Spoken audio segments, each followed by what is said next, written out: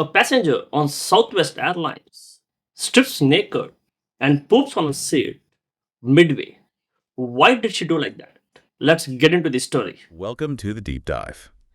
Okay, today we're looking at a pretty strange story, honestly. It's about this incident on a Southwest flight. Yeah, really unusual. The source is NBC5 Chicago, and it involves Flight 418 Philadelphia to Chicago Midway. Right. And our mission here is basically to figure out what actually happened, get the facts straight from the report, and maybe think about, the bigger picture with air travel right now. Exactly. So the flight lands at Midway, around 6:40 in the morning, April 25th.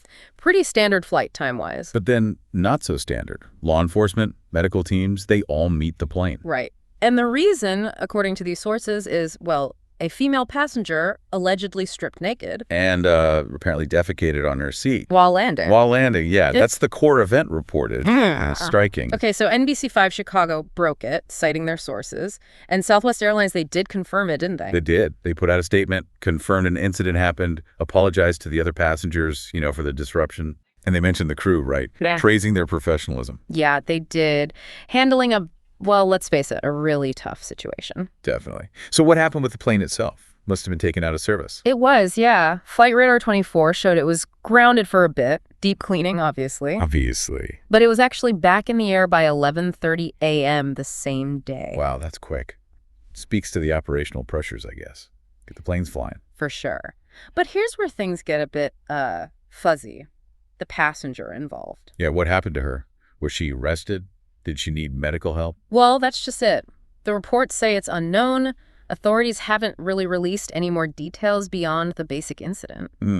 Leaves a lot of questions about her situation, It really does. And what makes this stand out, maybe even more, is that it's not like a totally isolated thing for Southwest recently. You mean the Houston incident? I remember reading about that. Exactly. Just a few weeks before this, a different flight, Houston Hobby, but similar circumstances reported. Another passenger, a woman, reportedly taking her clothes off, causing a disturbance. But that was while taxiing, right? Yeah, while taxiing for departure. So they could, just turn around, go back to the gate, and remove her from the flight. Didn't actually take off. Okay, so a bit different in outcome, but still. Yeah. The behavior itself, it's a bit of an echo. It is. And thinking about the response, in that Houston case, Southwest reportedly gave passengers a $50 travel voucher. Compensation. Right. Any word on that for the Chicago Flight 418? Not yet, no. The reports don't mention any compensation being offered, at least not publicly. So it makes you wonder how they decide, Yeah, how they handle the aftermath of these extreme kinds of disruptions.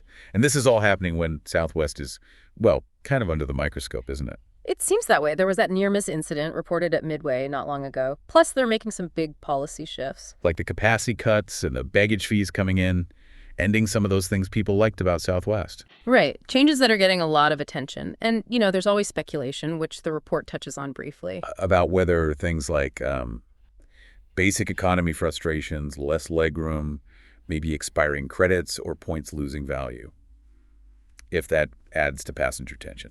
Exactly. It's purely speculation whether any of that connects to these specific incidents. We absolutely can't say.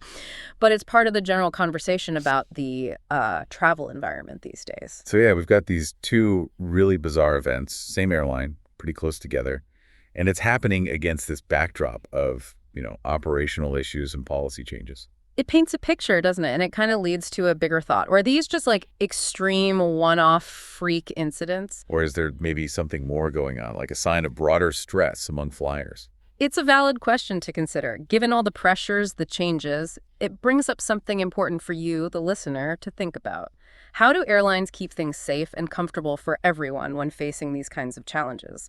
It's definitely something to chew Comment your on next thoughts time you're heading on to the the story. airport. Thanks.